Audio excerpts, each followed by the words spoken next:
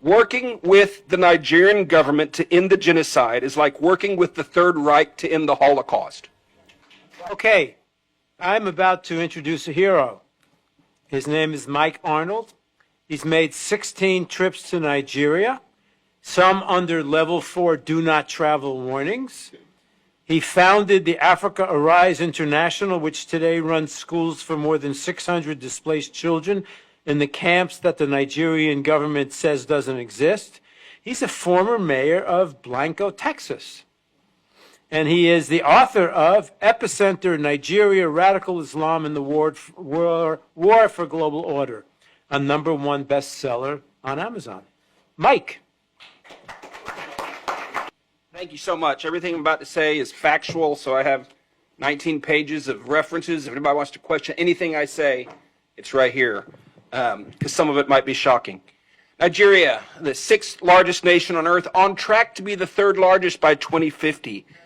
Top 5 OPEC, $1 trillion in minerals, a cultural powerhouse. Nigerians are among the most educated and wealthy in the United States, and they do it with integrity, sharing the values that made America great. Last year, General Michael Langley, AFRICOM, declared the region anchored by northern Nigeria as the epicenter of global terror. ISIS, Al-Qaeda, others call it home. Their stated ambition, full Sharia across Nigeria, and then a global jihad launch pad. The recent Old Dominion shooter was radicalized in Nigeria. Two scenarios. America's greatest African ally, innovative, peaceful, and prosperous, or the greatest security threat of the next generation, a Sharia exporting giant. A little bit of history. In 1804, Usman Dan Fodio waged a jihad and founded the Sokoto Caliphate, Africa's largest pre-colonial empire. Beheading, raping, destruction, displacement, 2 million slaves at its peak. This caliphate has never ended. That's North Nigeria.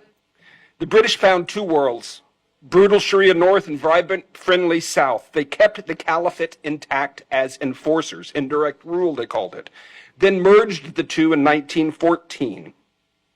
The South declared independence in 1967, Biafra. The civil war that followed, the British backed the North, which blockaded the South, shot down Red Cross planes. Up to 3 million, mostly children, starved to death. The South fell in 1970. Since then, power has stayed in the North by design, the Caliphate. The current constitution, imposed by Northern military dictator, mentions Sharia in Islamic terms 165 times. Christianity, 0. At least $9 billion a year in blood minerals are looted mainly by China, paying jihadis and corrupting military and political officials. It was President Goodluck Jonathan in his living room that leaned in and informed me about that. I know a lot of people there. I've been there a lot. Most of this is firsthand. Some key people that have been involved in this. Barack Obama unleashed the current genocide. In 2010, my first trip, Nigeria had an accidental Christian president, Goodluck Jonathan.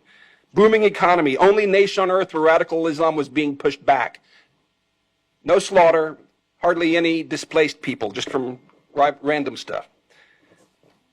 Northern warlord challenged Muhammadu Buhari, publicly called for Sharia law across Nigeria and globally. Boko Haram chose him to mediate with the government. Tinubu helped get him in office, the current president. David Axelrod was his campaign advisor. Obama blocked U.S. counterterrorism support to Jonathan, blocked other nations from helping. Jihadists flooded in from North Africa, villages massacred, millions displaced, raped, enslaved, kidnapped, churches burned. Buhari ran on ending the insecurity. It only got worse. Another person, the Sultan of Sokoto. He's like Pope and King to 108 million Muslims. Dan Fodio's 20th generation successor. He was a Nigerian general deployed to Pakistan and Afghanistan during the War on Terror when we captured Nigerian fighters alongside Al-Qaeda and the Taliban. He returned and assumed the throne in 2006, and international terror tactics and organizations appeared soon after. He has never decreed an end to the killing or mineral looting in his domain, but he's called social media a terror organization. In 2025, he publicly supported the push for Sharia in traditionally Christian southern states. President Bola Tinubu, if that's his real name. In 1993, he forfeited $460,000 to a federal court in Chicago and fled the United States. That was proceeds from a heroin trafficking ring, which, by the way, heroin funds 37% of jihad around the world.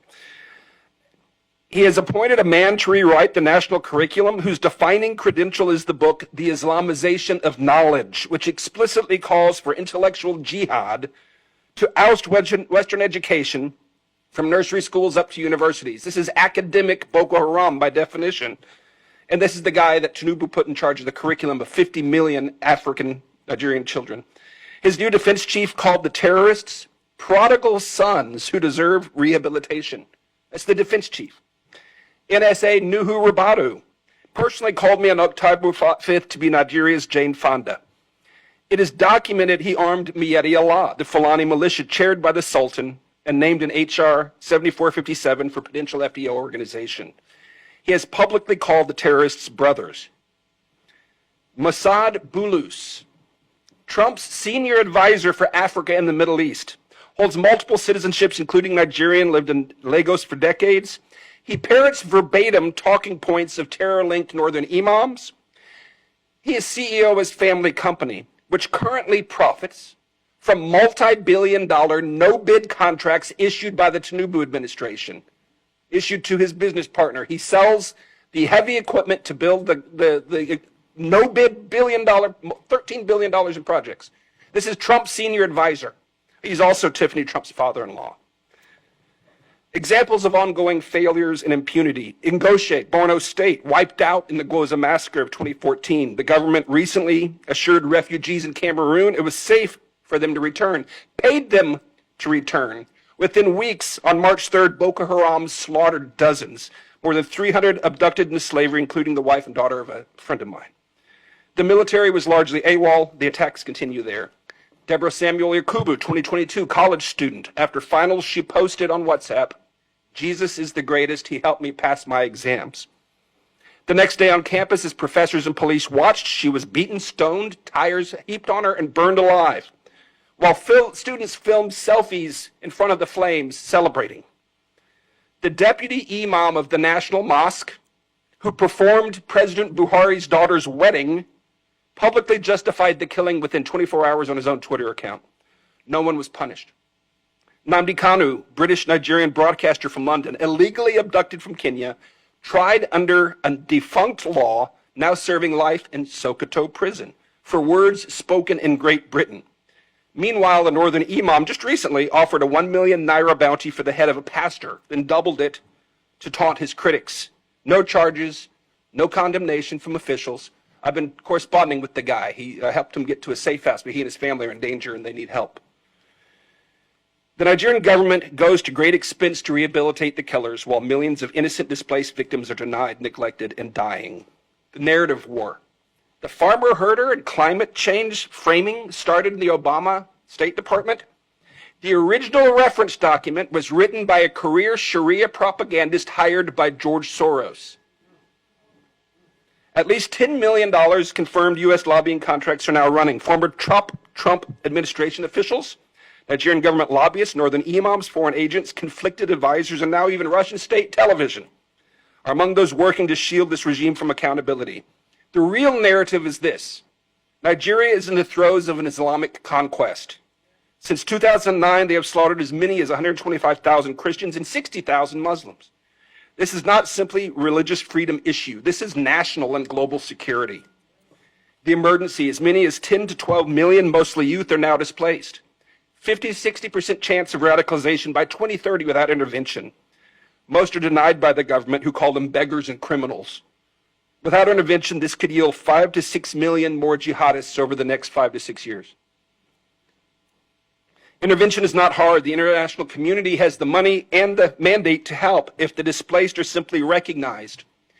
In 2015, the UNHCR documented multiple displacement camps in Abuja. Today, they deny those camps exist. I have run schools in those same camps since 2020. They do exist. I affirm the cycle of violence is not inborn or inevitable. A lot of Americans write it off. Oh, that's just what they do. Yes, the children who saw their parents hacked to death often come to our schools wanting to go back and get revenge, but I can tell you, with an education, they gain character, hope, and vision, and they want to go back to rebuild. What must happen? Nigeria has long been strangled by radical Islamists, predatory extraction, globalist meddling, and institutional corruption. Working with the Nigerian government to end the genocide is like working with the Third Reich to end the Holocaust. They smile and spin as they wait for Trump to leave office. Since CPC designation, killing and impunity have only gotten worse. Sanctions will not work. Visa bans will not work. They're ideologues, and they'll just pivot east. Intentional denial of recognition and aid to displaced people, intentional denial of recognition and aid in this circumstance meets the legal standard of genocide. This is provable. Indict the Tinubu administration. Arrest them. They're guilty of genocide. And it's provable. Conduct a valid census and evidentiary briefing of the displaced. They are our witnesses to genocide and they need help. Investigate the Sultan of Sokoto as a terror sponsor. Circumstantial evidence demands it. We know where the militant camps are. Wipe them out. Bring the enablers to justice. Demand the release of Mazi Nnamdi Kanu and other prisoners of conscience. Offer asylum protection to them and others threatened by this regime. Ensure a free election in 2027. It can be done for the cost of a Tomahawk missile volley. Tinubu was declared the winner with less than 9 million votes in a nation of 230 million. A free election changes everything. Let the people vote on a new constitution and self-determination. Like so many other British colonial contraptions designed to fail, separation is likely inevitable, and it is just. The time is now. Nigeria is at a crossroads. It will become either a peaceful, prosperous ally or a massive launchpad for global jihad. There is no going back to the status quo. If the world turns away after this unprecedented scrutiny, the backlash will be bloody and absolute. The window is closing. We must call this what it is and intervene now, or the current genocide will grow and draw more innocent blood, not just there, but here in the United States. Thank you. Wow. I gotta know you.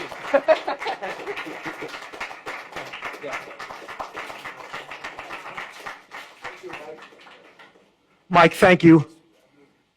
Wow. Prophet don't whisper, prophet must roar.